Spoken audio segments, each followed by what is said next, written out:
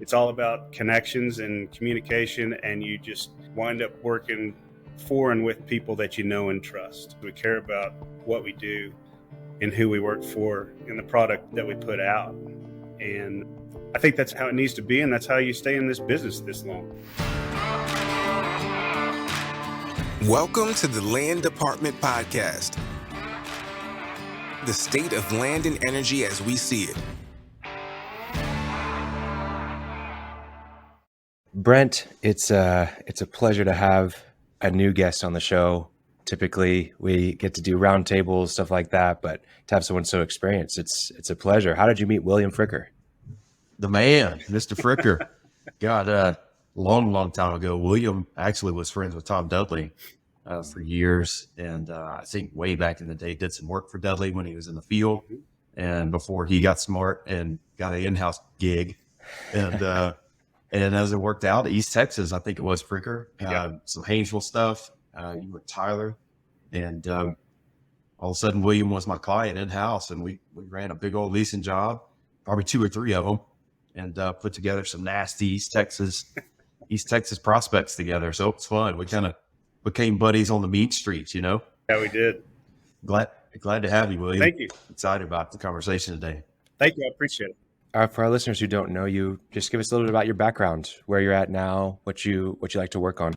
Currently, I work for David Arrington here in Midland, a small independent, and our main project is we're drilling wells underneath the city of Midland. We've got about 140 wells to drill under the city of Midland. I think we've drilled about 50. So it's all rooftop leasing. You know, we've got 10,000 leases or something like that. It's a pretty high maintenance project. A lot of what I do, we've got another project in Fisher County. We've got about 40,000 acres. And so we've been working on that since I've been here almost 2 years. But I started back in 96 here in Midland. I was independent for 7 years. And like Brent said, I did, pretty much would work anything I could get my hands on, and met Tom Dudley. He didn't have an office here. I believe he's still out of Oklahoma City at the time. But he had a lot of due diligence projects, and that's where I learned a lot of due diligence work working for Tom with Pioneer acquisition of, I believe it was Mesa, and then a couple others. And then so I went to work for EOG in 2004 and immediately was buying leases in the Barnett, and then was at EOG until 2009, almost 10, and then transferred out to work at Haynesville. And that's where Brent and I got together. And we've been good business.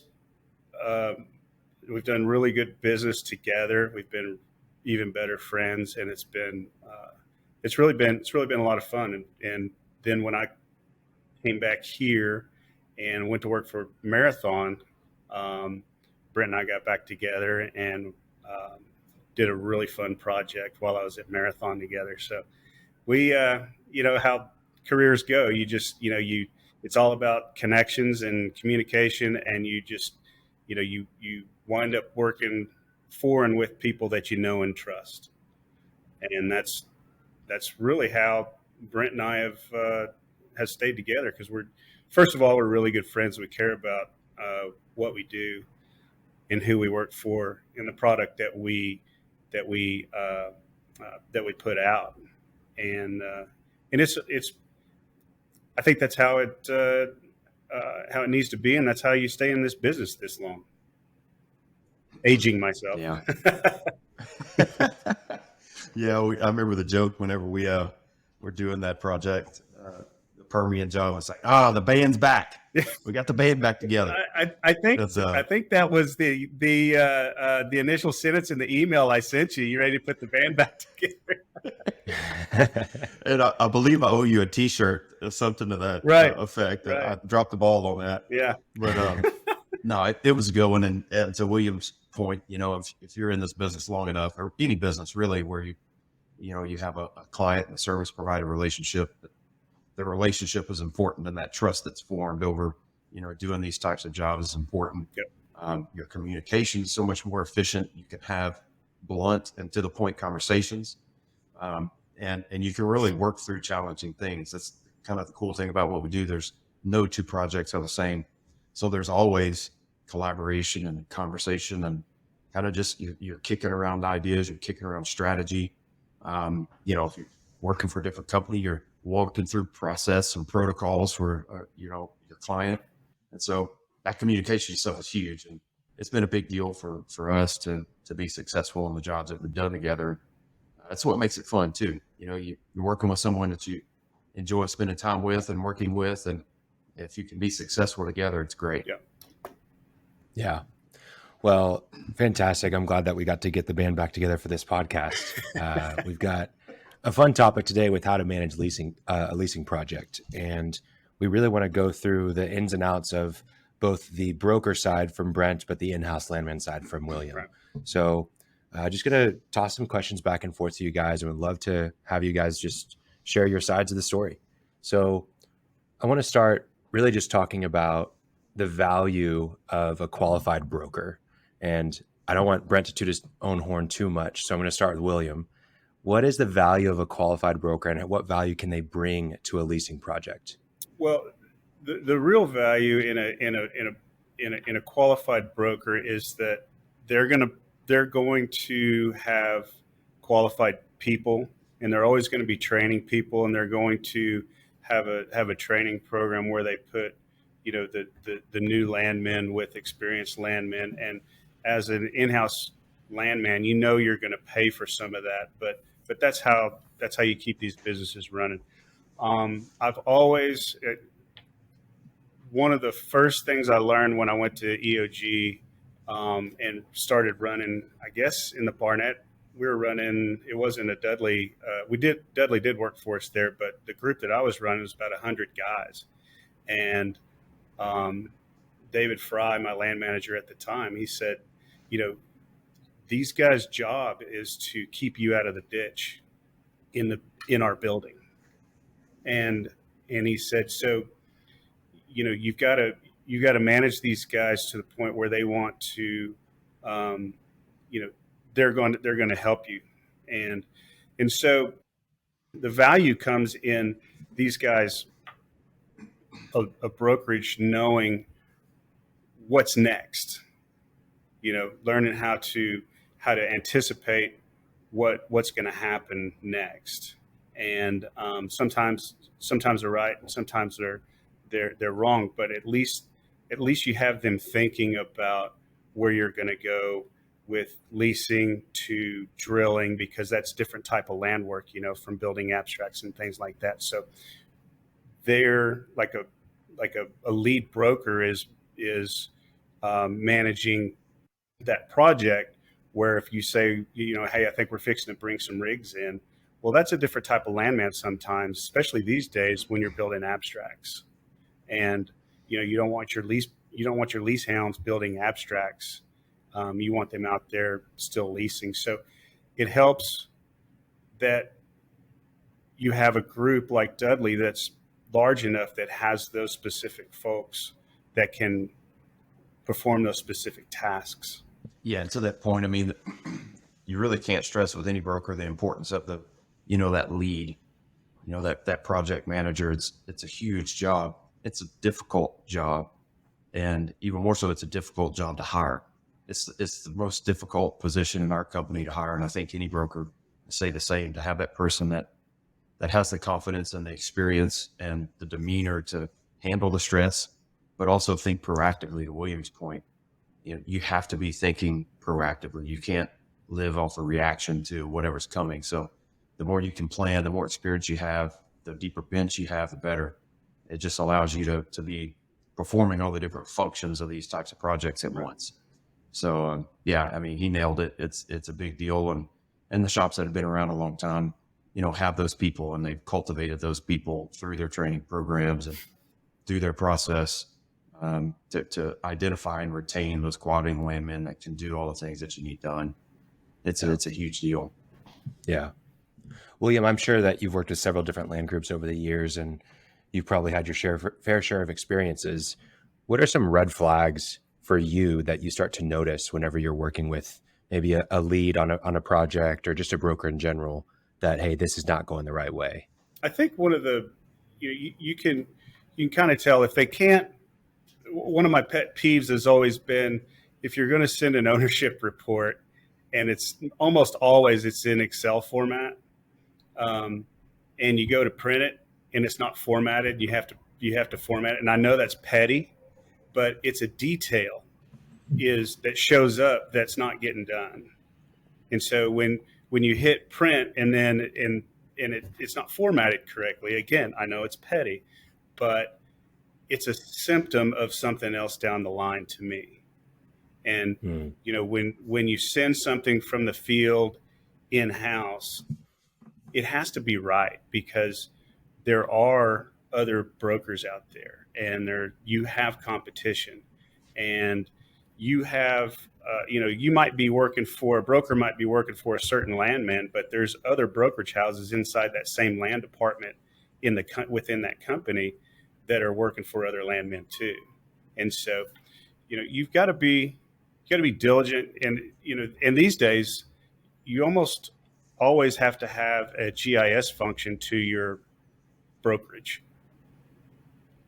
which is an added cost, and I am fully willing to pay for it, because I normally can get better service and better maps out of my broker than I can from a GIS department who's pulled largely by the geology department. They're making maps for those folks all day, every day, and we try to squeeze some in every once in a while. So having a GIS function with your broker is really a big deal these days to me. Yeah, I can think through got all of the jobs we've done over the years with you in particular, and many other clients, is they're relying on a leasing project. They're relying on our mapping product because it's current, more so than they do their in-house product, because leases are being generated. Leases only get mapped once they show up to your shop, but on the broker side, they're doing the title. They know the ownership complexities. If they're properly using some sort of system or database, they're going to be able to show you where your commitments are, associate how many dollars are tied to those commitments, and show you where your leases were bought last week, as opposed to what leases you have 4 weeks from then, once it's been processed in-house. So that's been a big deal. And I think staying on top of that GIS component is a big deal from a technology standpoint on the broker side. I mean, I can think about how our product is and use of that stuff has evolved over the years. I want to say in the late 2000s, we developed our own GIS, product. The Calms Map Exploder, I think was the joke. I think I was the guinea pig for that, wasn't I? You were very much the guinea pig. We didn't tell you that at the time. A few times it worked. It was awesome. Yeah, when it worked, it was great. But it was, we were trying to push technology, and we knew that there was a need for this live environment where you could pull data and information directly from your desktop in a web environment, in a GIS, map kind of layout. And, we figured it out, and it was tied to our database, and it worked when it worked. But by the time we got the bugs worked out of it over the course of 8 or 10 months, technology almost passed us up. And, now we can host these things through Esri's, Oracle Online platform, and it does almost the exact same thing that we had spent years to program and develop. So, if you're not using those things, I'd say that's a red flag. If you're not able to host a map online, and you're not using a database that just tells you you're running off a spreadsheet and you're kind of winging it, to William's point, you're sending field reports and there's not that polish. You haven't refined your process and your product because you're reacting to the job instead of knowing how you're going to run the job when you get into it. The world has changed so much. Still on this topic, I think the world has changed so much that when I first got in the business, a big lease play that a broker would go out and check, like what I would get, for instance, in the Permian, would be maybe half a dozen sections, because we're drilling vertical wells, and now, you're asking a broker to check an entire county, if not exactly half of it. So, let's say it's like at a large company, they're not even going to start thinking about their acreage position until they have 50, 60,000 acres. And so for a broker to be able to map that, let you know daily how, what your commitments are, and you can print a map that they've made that has the percentages of each section, that you have to date, what's committed, and it adds, it's a significant value add, right? And so today, the way that I look at a broker is they're an extension of our land department. They may not always know, like everybody in the courthouse and doing this work may not always know who they're working for, but I view them as an extension to our land department. And and I know Brent feels that way, and so did Bryce and Jason, who I've worked with as well. So it's really important that they feel a part of everything that's going on inside our company, although they have many clients. But I think it's important for them to feel that way. I think that's a good thing to talk about, William, and it's the can you maybe share some of the information that's important to share with your project manager from a company's perspective? Again, kind of on the theme of being able to think proactively and help make decisions and help kind of answer some of the questions from the field without having to bother you as an in-house guy. What are some of those things that are important to be able to communicate with your team in the field from a client to PM perspective? For the project manager, well, if I understand what you're saying, so I think the project manager he and I should have a good enough relationship where you can kind of anticipate the next move, right? And not necessarily spend a lot of money on that next move, but at least be thinking about it and be prepared when it comes. And it might be 2 or 3 things, but it takes a little while for, if this happens. And a lot of times what I'll do is I'll come out of a meeting and immediately call the project manager and say, hey, this is what we talked about this week. And so we need to be thinking about this might happen. And if it does, how are we going to pivot? Who are you going to use to do that? Because this is a next level deal. It might be, hey, we're looking at making a small purchase of an operator. It's a different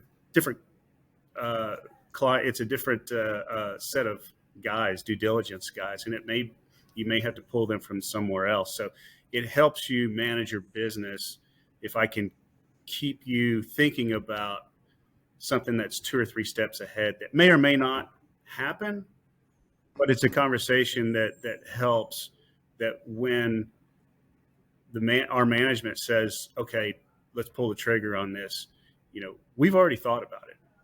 We're already out of the batter's box. Yeah. I mean, I've always thought that's been one of the positive things, that really helps with success. Know what your plans are. You looking to bolt on acres through an acquisition. Okay, well, how much do I know about that area? What can I be doing ahead of time just to get ahead of things? That's all huge. Where a rig might be going, what you guys are seeing, in those meetings. I remember has always been huge to have those conversations right after your internal land meetings. Things are fresh, you know what's going on. We could be informed, and we could be thinking about resources, who we have, where we might need to add people, or frankly, where we might need to take people off. Right. And, it allows me to high grade the crew, or high grade the crew. Right. And know, listen, I got to find work for these 3 guys. So, all that stuff is huge. I think you nailed it on the kind of the communication front. I think that such a big part of project management is organization. And even just to your testament of attention to detail, William, with the spreadsheet and having it formatted properly, there's so many moving parts of a project at any given time that you've got to be able to recall information at will. What are some of the things that you look for in the organization of the deliverables, of the information that's gathered, of requests from the client side, from the in-house Landman side, that's important to you? You mentioned the spreadsheets. What other stuff are you looking for in the organization? We need to know one thing that's really, really important, because now that the world has changed and we're spending so much money on land. It never used to be this way. Now it's these resource plays, they're a land play, then they're an engineering play, then they're a geology play. The script has been flipped in the last 20 years. And so it's really important for me in-house that I can walk into a meeting and I have exactly the number of acres that we've leased, the number of acres committed, which is important so that we can plan what kind of money we need to have available, and leased, committed, and how much money we've spent to date. And so what's really good about what Dudley has as a product that I can log into every day, the Calm system. And I walk in the morning, I kept it up all day long, because you never know when you're going to go into a meeting, and it's updated on the fly sometimes. And I can print that out, or I can grab my laptop and I can go into any meeting at any time, and I can have real answers instead of for my management, instead of saying, well, I'll have to call, I have to get that to you, and it'll probably be tomorrow because they're out doing stuff. I have those answers, and that's huge. And that goes back to my first point, where your broker is there to keep you out of the ditch. And when you can walk into a meeting at any time of the day unannounced, and somebody goes, hey, I need to know where you are. I'm going to another meeting. I need these numbers, and I print it out and go, here it is right here. And that's invaluable, actually, because it makes me look good, and it also makes Dudley look good in the eyes of my my VP of land, right? Yeah. I think one thing that we tend to see on the projects that we do is that there's always a gap between, different from in-house guy to in-house guys to what information they should really expect or know that they can get from the broker. We've had so many reps with William. He knows exactly what we can provide, and he understands our process, and he understands the tools that are out there to provide all this information. But oftentimes we find ourselves, we're engaged in a project with a client and they don't know what they can ask for or what is customary or what we should be able to provide them. So we tend to, we're saying, hey, I feel like you might need this. Here's what we have available to you. This is the information that we're capturing by default. And, there's 8 or 10 things. That's, what's the burn rate on your project? What are your average costs per day? How many people do you have on the job? What are we spending per quarter or per week with staff? All those things are super important for budgeting and planning. On the acquisition side, again, how many acres have we bought? Where are those acres? How much commitments do we have outstanding? And more importantly, how many dollars are we obligated to from a commitment standpoint? Who are those people? What did we buy in the last week? How many acres did we buy? How many leases was that? What are our commitments aging? We call it's an internal term, but you can report commitments, and that's all great. But if a commitment stays on your committed list for 6 weeks, it's really not a commitment. You probably should pull that off. And if you're not able to monitor and stay on top of that, and it just gets added to a list, then before you know it, your data is meaningless. So that's a big thing. I think as an in-house guy, we really if you got to encourage, we encourage our clients that if you feel like you need something, or there's something you're having to manually go through on a weekly basis to provide, you should probably ask for it, because we capture it. And those are things that your broker should be doing. They should have the ability to do that. And if they can't, well, then that's one of the red flags. If you can't give on the fly good information that's accurate and manageable and lives and breathes in some sort of system as opposed to some massive spreadsheet, you're just asking for trouble in the long run. William, what's the most successful way for you to communicate with that PM? Is it just picking up the phone after the meeting and giving a call? How do you like to correspond? Yeah, I'm kind of old school in that, and I'll pick up the phone. I'm not. You can always email and text guys stuff, but picking up the phone and talking to your broker, you get your message across. It's across because it's a one-on-one conversation, but it also leads to other conversations sometimes and other questions. So it's better to just pick up the phone, have the conversation, and then if you need to email some details about what you just talked about, then do that. It's a little hard to communicate a lot of things with an email that gets lost in translation or you forget about it. So it's all about talking one-on-one, and you can't over communicate. Yeah, especially on the fly. Leasing projects are hot and heavy, and the conditions always change, the directive always change, the priorities always change. And so if you're relying on an email or a weekly email in your update, you're behind. Right. If you can't, again, I go back to being proactive. If you're not informed as a manager on the broker side, you can't be proactive with keeping your guy out of the ditch, as old Fry used to say. It's super important, and it's a trust thing too. If you feel like you have to email everything to cover your butt, man, that's an unhealthy relationship. And as a broker, if I know and I can trust that my client is informing me, and I can be proactive and make decisions, and I'm not going to get sailed down the river because we have that trust in that relationship. It's a huge deal, and it allows us to act on the fly and zig when we need to zig, and zag when we need to zag. Yeah. Brent, you had mentioned commitments earlier, and I want to get some best practices from you on managing commitments on a leasing project. What are some of the things that come to mind? Man, it's the hardest thing because it's like if you ask somebody to define a commitment, you probably get 3 or 4 different answers. And I think, the thing that's challenging about commitments is it's at what point in time do you actually commit something, and the one thing that is constant about a leasing job, the second a company says, hey, go lease, that's getting attention all the way up to the top. And there's pressure on the in-house guy to produce. There's pressure on, his land manager to produce and show that we're getting acreage, because he has to answer all the way up to the top most often. And so you have to fight that urge to show progress, as opposed to show progress with some accuracy.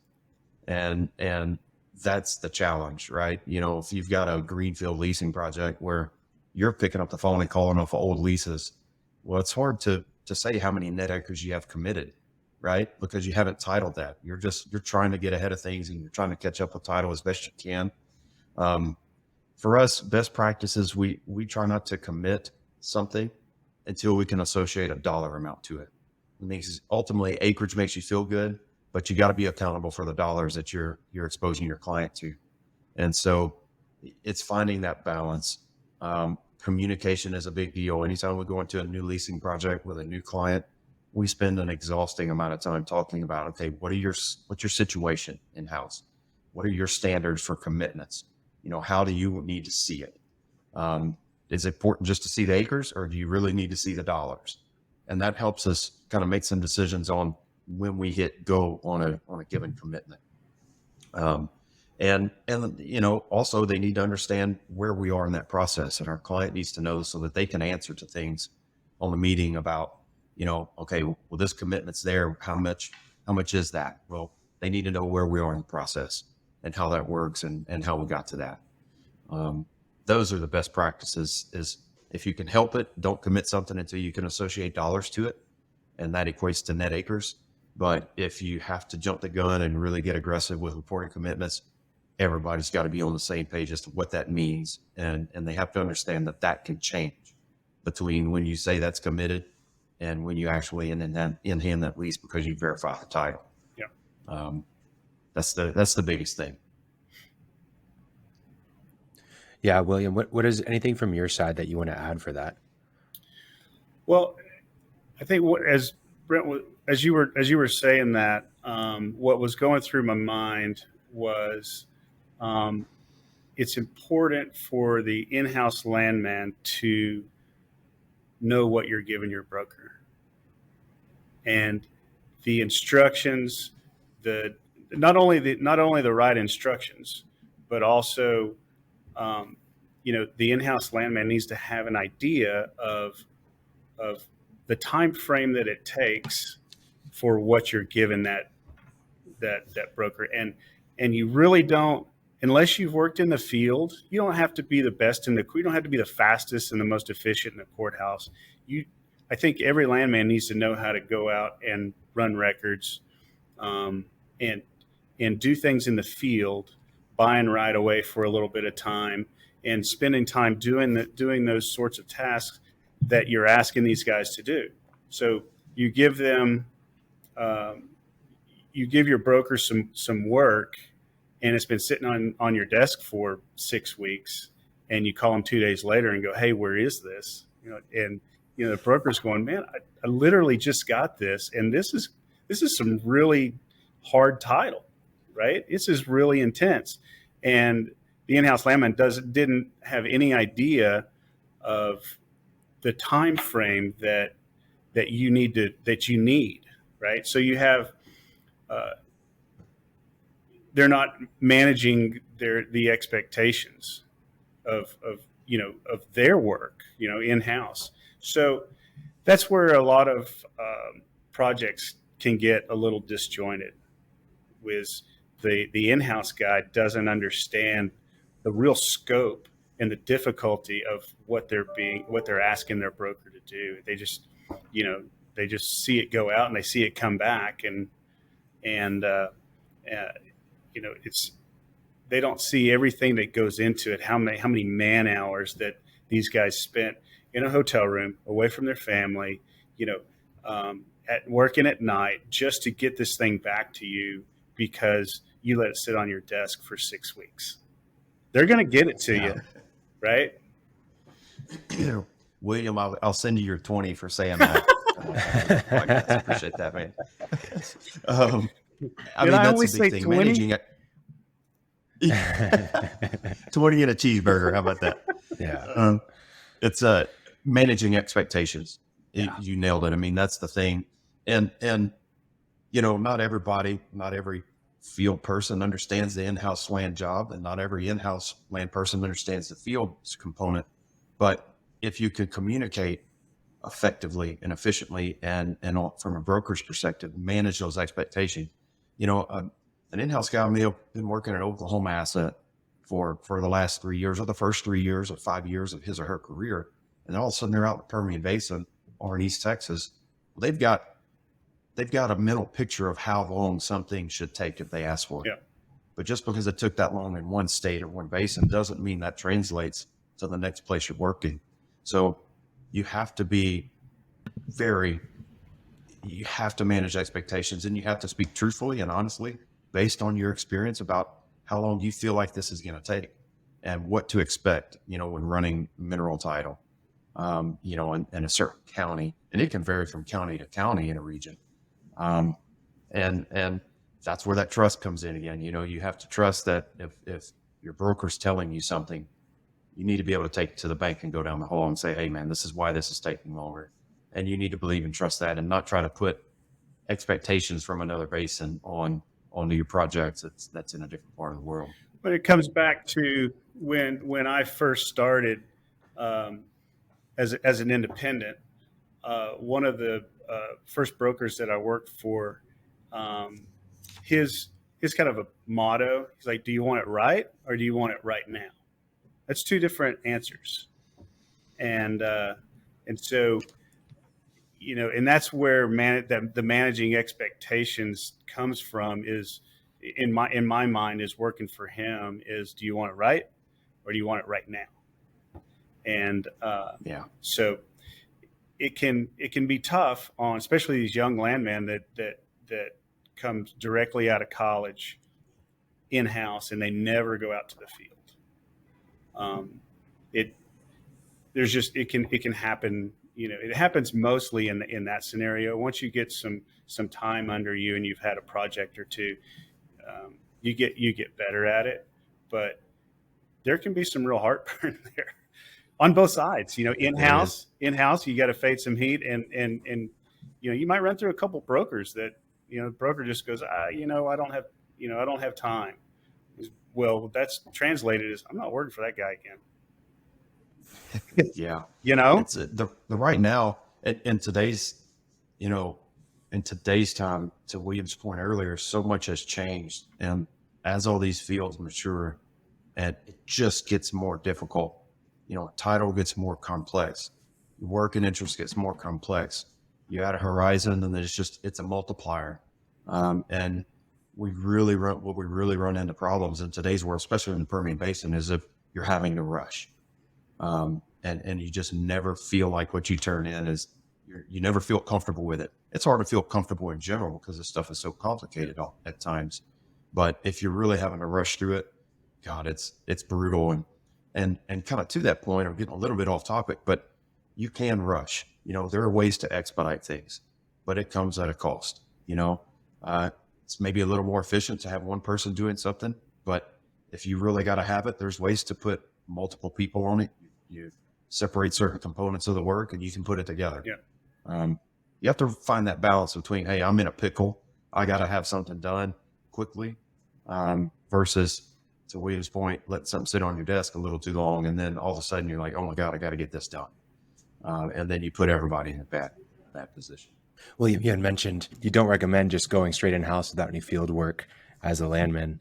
And for the people that are out there that are coming right out of college straight into an in-house position, what are some things that they can be learning from their field team if they're working with a qualified broker? What should they be paying attention to with their field team? The main thing is they will learn what it's like being out in the field. So when I was at EOG in the Barnett and EOG was growing, we started that office with 12 people that transferred over from Midland, and in 2 years we had 300 people, and that including new land staff that all came out of college, mostly came out of college.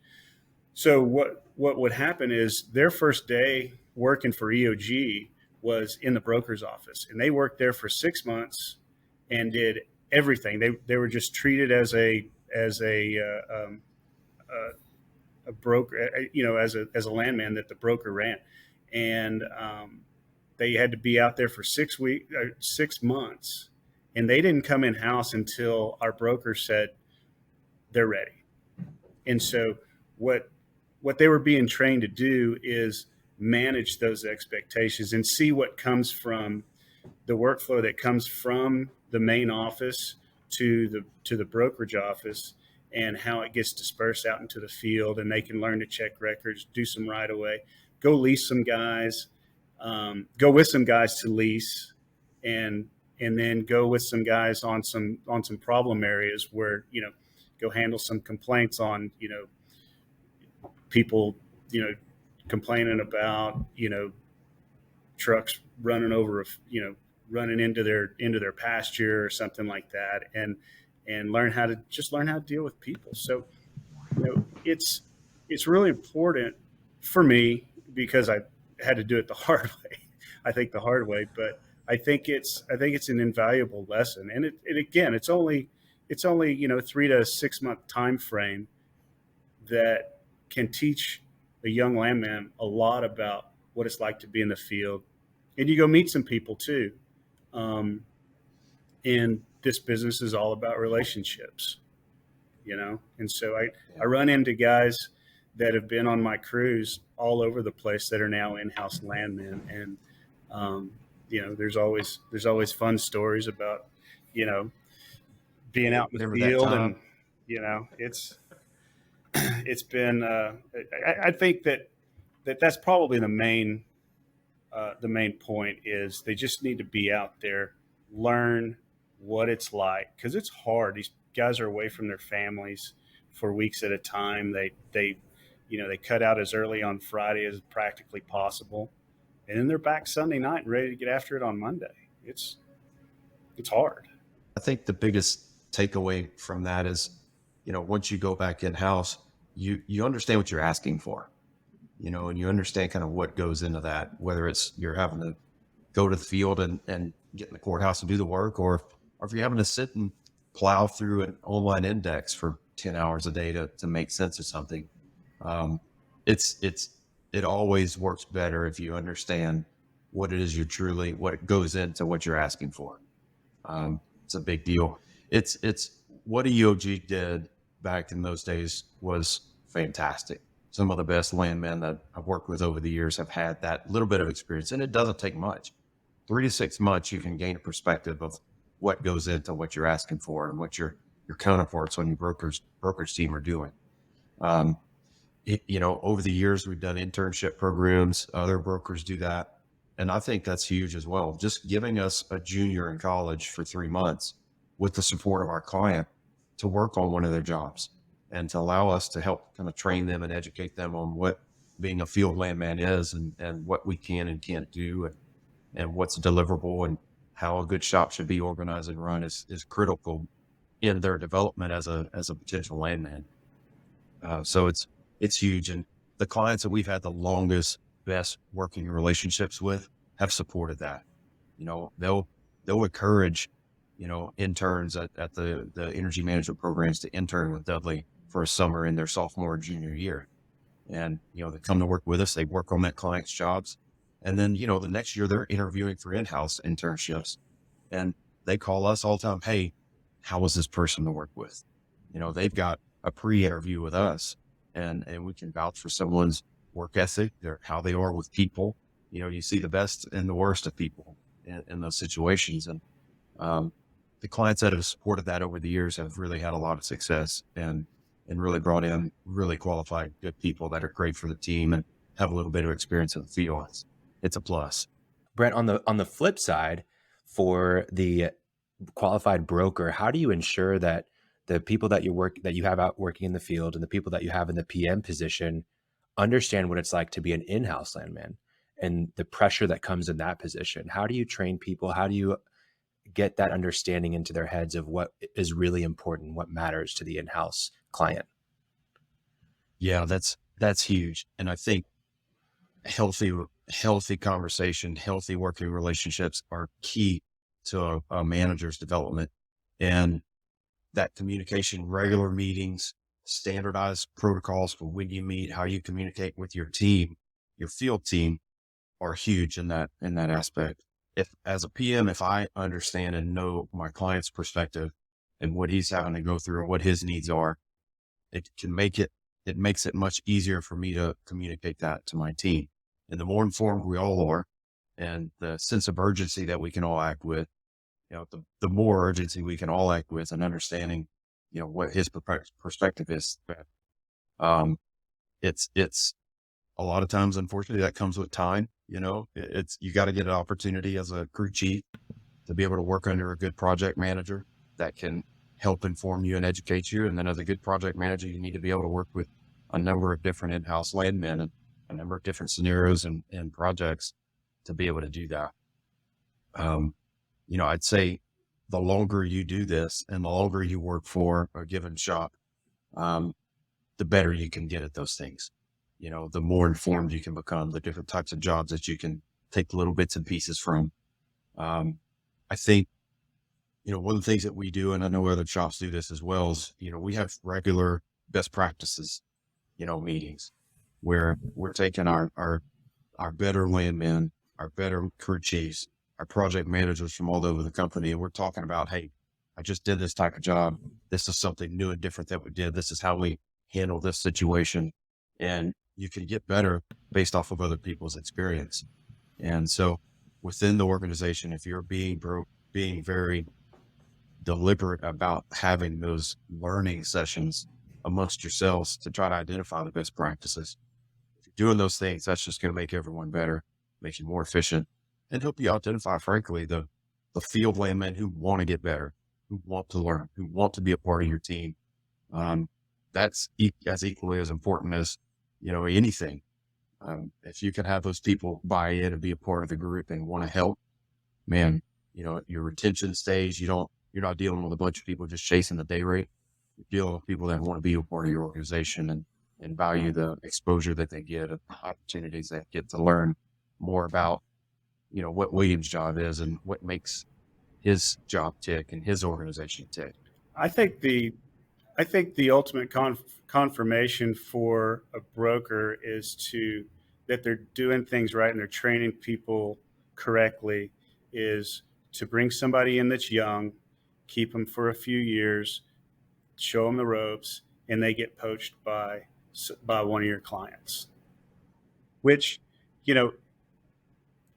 Brent I don't think you'll disagree with it, but you hate losing good people. But yeah, when you lose a good person to a client or somebody that's not a client, and you still have that relationship, and it's maybe a new relationship with a new company, that's new business. Yep. Right? Because you're going to be his first call when he gets a project. Yeah. Right? If you weren't an a-hole. Huh? Yeah. If you weren't an a-hole. But I think it's a compliment to your brokerage service if you have a guy that gets poached, because you're doing things right. Yeah. And not everybody can be in-house, and not everybody can be in the field their whole career. There's some guys who really need to be in the field. And so I think that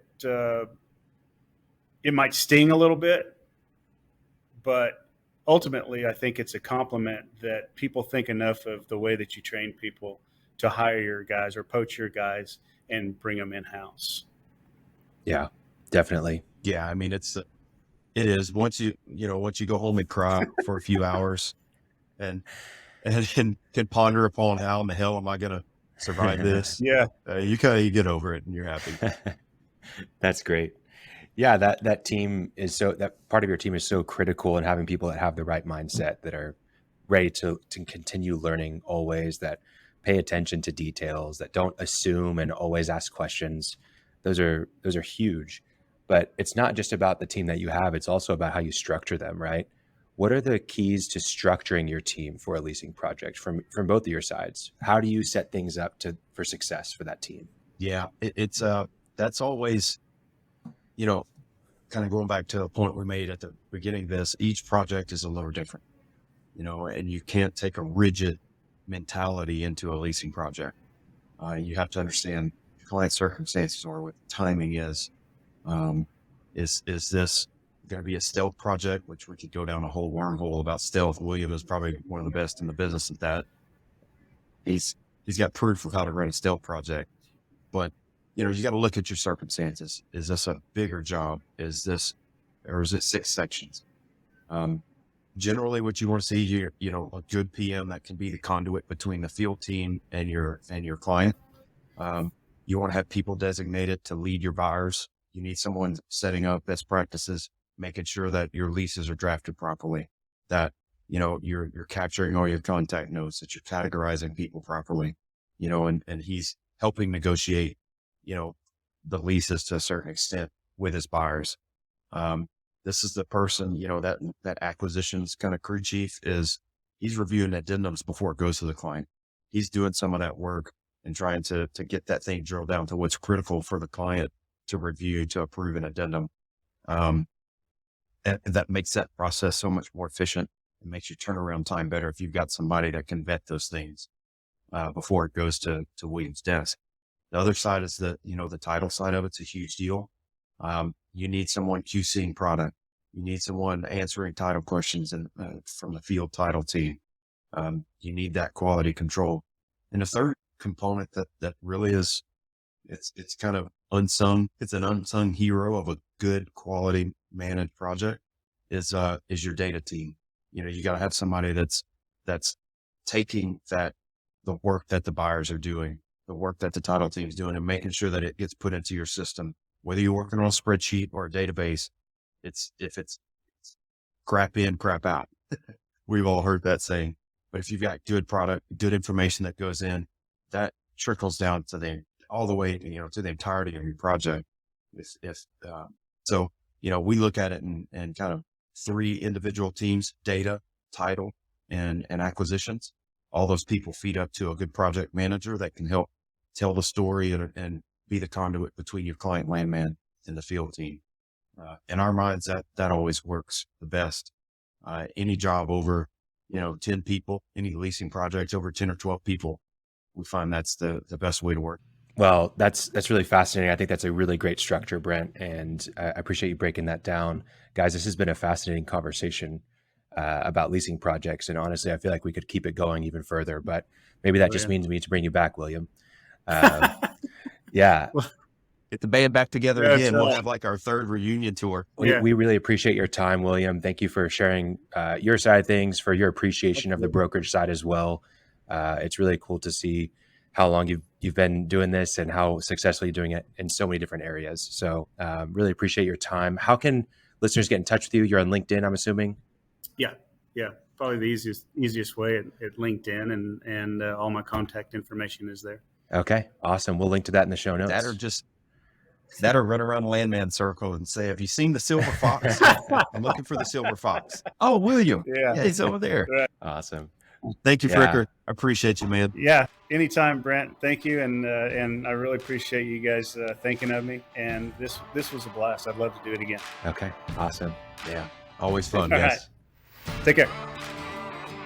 Thanks for listening to The Land Department. Check out our website in the show notes or visit dudley-land.com to learn more about us.